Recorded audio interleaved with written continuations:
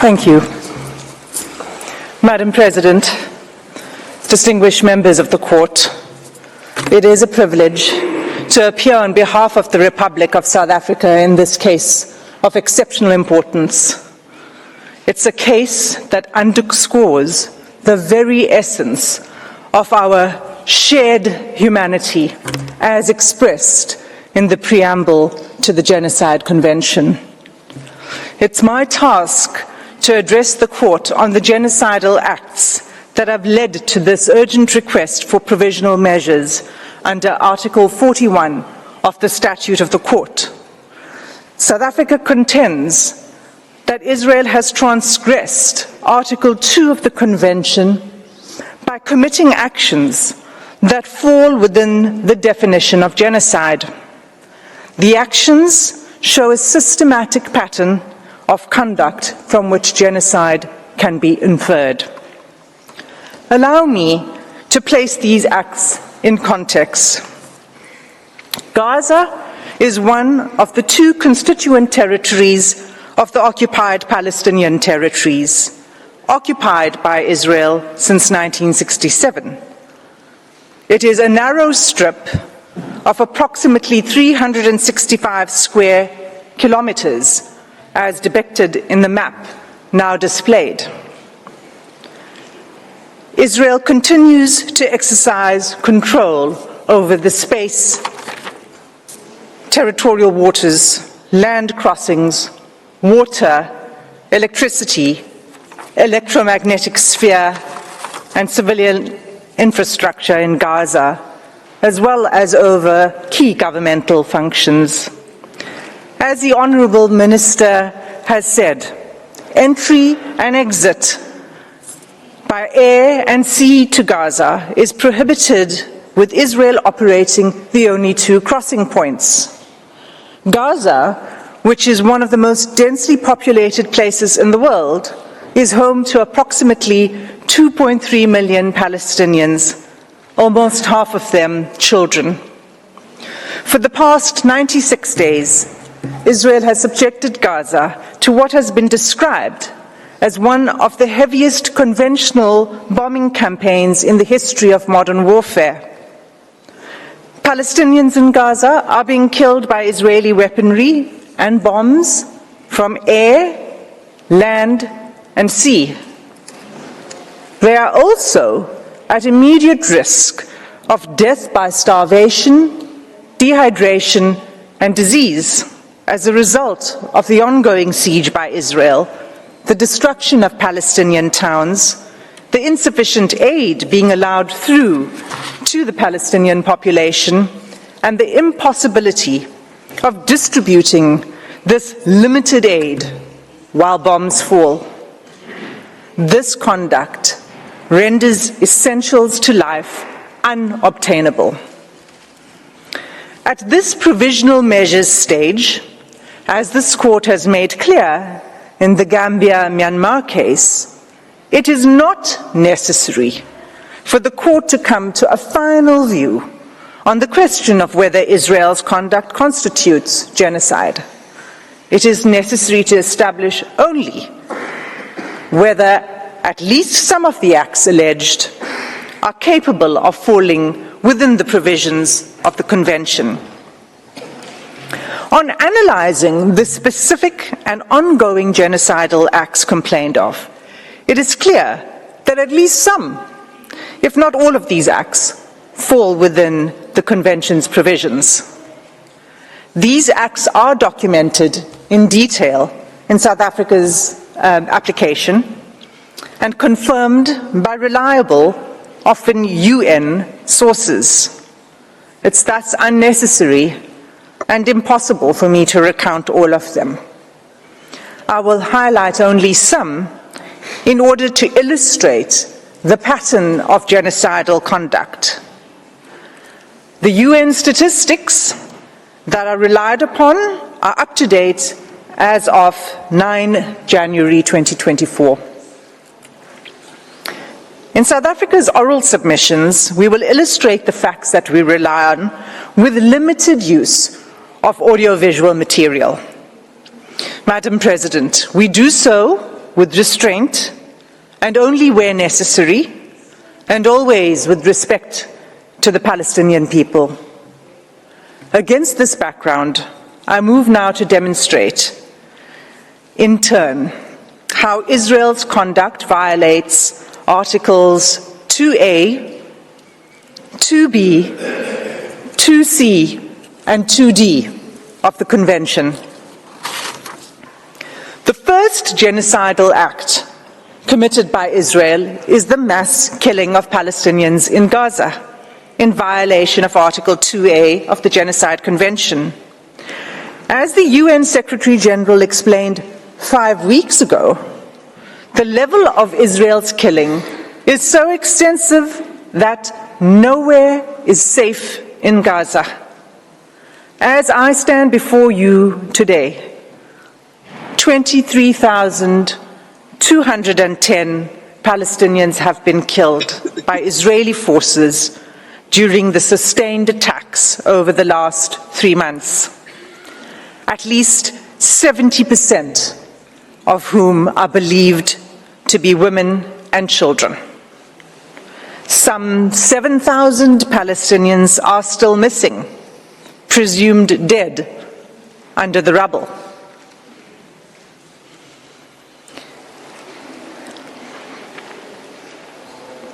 Palestinians in Gaza are subjected to relentless bombing wherever they go.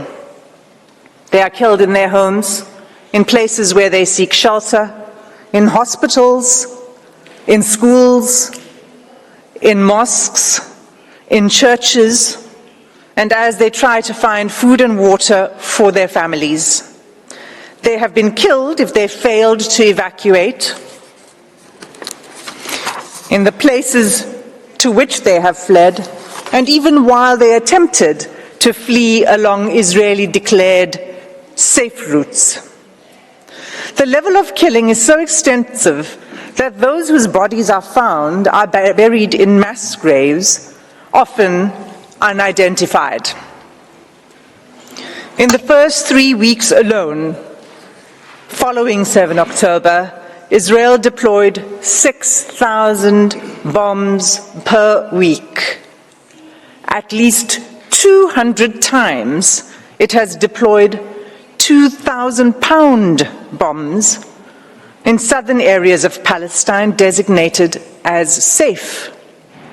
These bombs have also decimated the north, including refugee camps. 2,000-pound bombs are some of the biggest and most destructive bombs available. They are dropped by lethal fighter jets that are used to strike targets on the ground by one of the world's most resourced armies. Israel has killed an unparalleled and unprecedented number of civilians, with the full knowledge of how many civilian lives each bomb will take. More than 1,800 families, Palestinian families in Gaza, have lost multiple family members, and hundreds of multi-generational families have been wiped out, with no remaining survivors. Mothers, fathers, children, siblings, grandparents, aunts, cousins, often all killed together. This killing is nothing short of destruction of Palestinian life. It is inflicted deliberately. No one is spared, not even newborn babies. The scale of Palestinian child killings in Gaza is such that UN chiefs have described it as a graveyard for children. The devastation, we submit, is intended to and has laid waste to Gaza beyond any acceptable legal, let alone humane, justification. The second genocidal act identified in South Africa's application is Israel's infliction of serious bodily or mental harm to Palestinians in Gaza in violation of Article 2B of the Genocide Convention. Israel's attacks have left close to 60,000 Palestinians wounded and maimed. Again, the majority of them women and children. This in circumstances where the healthcare system has all but collapsed. I'll return to this later in my speech. Large numbers of Palestinian civilians, including children, are arrested, blindfolded, forced to undress, and loaded onto trucks, taken to unknown locations. The suffering of the Palestinian people, physical and mental, is undeniable. Turning to the third genocidal act under Article 2C. Israel has deliberately imposed conditions on Gaza that cannot sustain life and are calculated to bring about its physical destruction. Israel achieves this in at least 4 ways. First, by displacement. Israel has forced the displacement of about 85% of Palestinians in Gaza. There is nowhere safe for them to flee to. Those who cannot leave or refuse to be displaced have either been killed or at extreme risk of being killed in their homes. Many Palestinians have been displaced multiple times as families are forced to move repeatedly in search of safety. Israel's first evacuation order on 13 October required the evacuation of over 1 million people, including children, the elderly, the wounded, and infirm.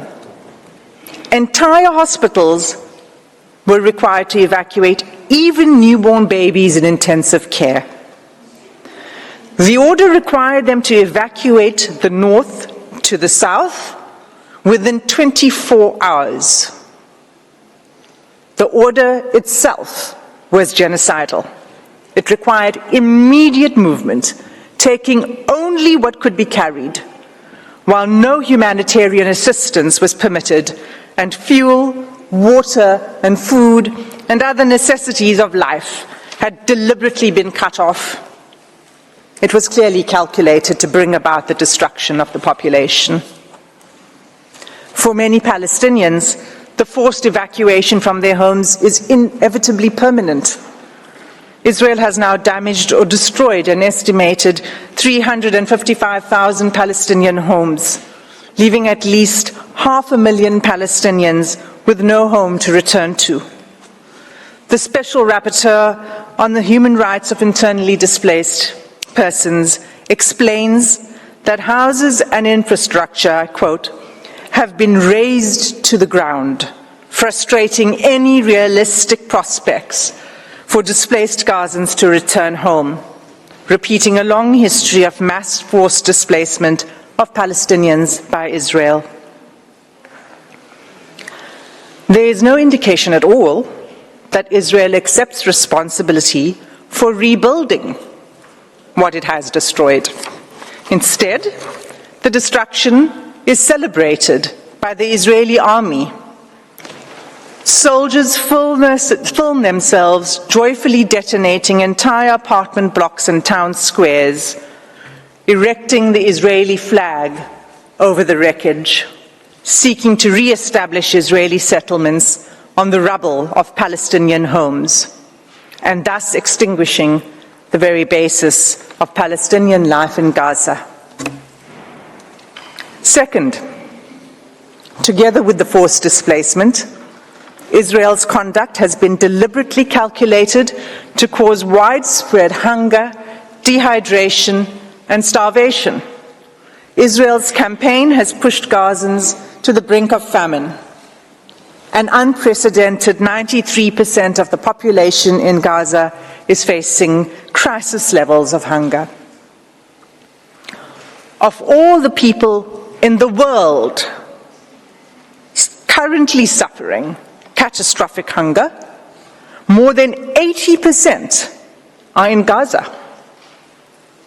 The situation is such that the experts are now predicting that more Palestinians in Gaza may die from starvation and disease than airstrikes. And yet Israel continues to impede the effective delivery of humanitarian assistance to Palestinians, not only refusing to allow sufficient aid in, but removing the ability to distribute it through constant bombardment and obstruction. Just 3 days ago, on 8 January, a planned mission by UN agencies to deliver urgent medical supplies and vital fuel to a hospital and medical supply center was denied by Israeli authorities. This marked the 5th denial of a mission to the center since 26 December, leaving 5 hospitals in northern Gaza without access to life-saving medical supplies and equipment. Aid trucks that are allowed in are seized upon by the hungry. What is provided is simply not enough.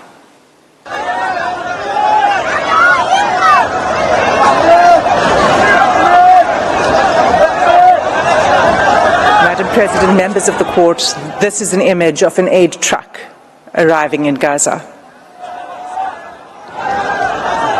Third, Israel has deliberately inflicted conditions in which Palestinians in Gaza are denied adequate shelter, clothes, or sanitation.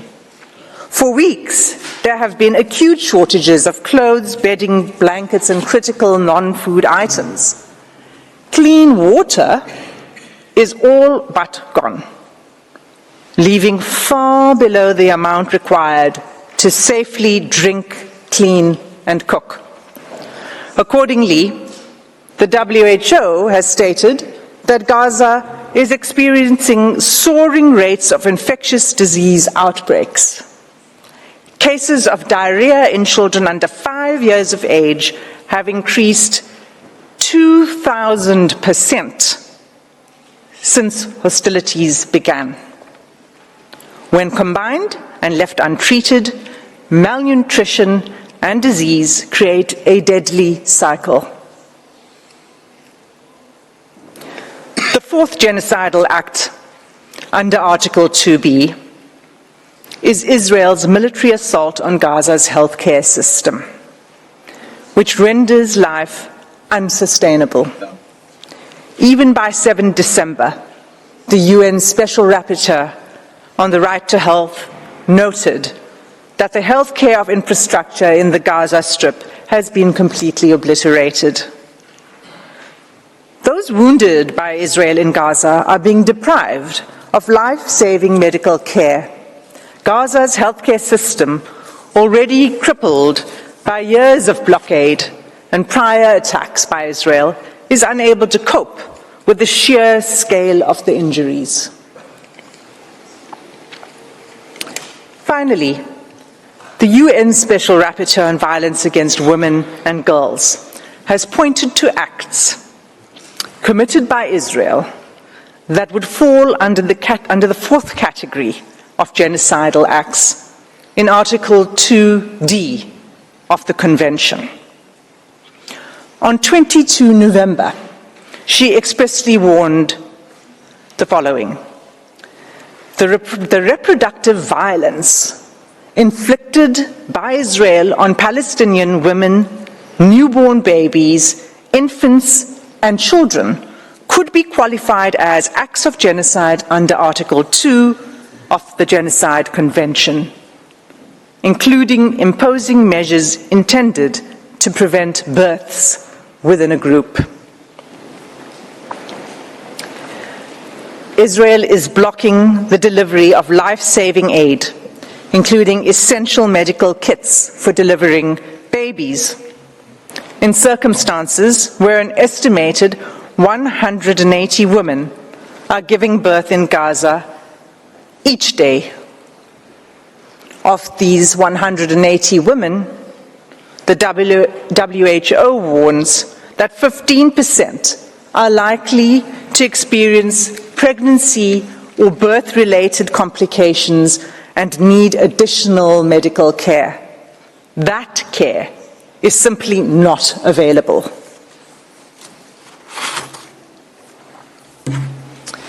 In sum, Madam President, all of these acts, individually and collectively, form a calculated pattern of conduct by Israel, indicating a genocidal intent. This intent is evident from Israel's conduct in specially targeting Palestinians living in Gaza, using weaponry that causes large-scale homicidal destruction, as well as targeted sniping of civilians, designating safe zones for Palestinians to seek refuge, and then bombing these, depriving Palestinians in Gaza of basic needs: food, water, healthcare, fuel, sanitation, and communications, destroying social infrastructure, homes, schools, mosques, churches, hospitals, and killing, seriously injuring, and leaving large numbers of children orphaned. Genocides are never declared in advance. But this court has the benefit of the past 13 weeks of evidence that shows incontrovertibly a pattern of conduct and related intention that justifies a plausible claim of genocidal acts. In the Gambia-Myanmar case, this court did not hesitate to impose provisional measures in relation to allegations that Myanmar was committing genocidal acts against the Rohingya within the Rakhine state. The facts before the court today are sadly even more stark, and like the Gambia-Myanmar case, deserve and demand this court's intervention. Every day there is mounting irreparable loss of life, property, dignity, and humanity for the Palestinian people. Our news feeds show graphic images of suffering that has become unbearable to watch. Nothing will stop the suffering except an order from this court. Without an indication of provisional measures, the atrocities will continue, with the Israeli Defense Force indicating that it intends pursuing this course of action for at least a year. In the words of the UN Under-Secretary General on 5 January 2024, I quote, "You think getting aid into Gaza is easy? Think again. 3 layers of inspections before trucks can even enter. Confusion and long queues. A growing list of rejected items. A crossing point meant for pedestrians, not trucks. Another crossing point where trucks have been blocked by desperate, hungry communities. A destroyed commercial sector. Constant bombardments, poor communications, damaged roads, convoys shot at, delays at checkpoints. A traumatized and exhausted population crammed into a smaller and smaller sliver of land. Shelters which have long exceeded their full capacity. Aid workers themselves displaced, killed. This is an impossible situation for the people of Gaza and for those trying to help them. The fighting must stop."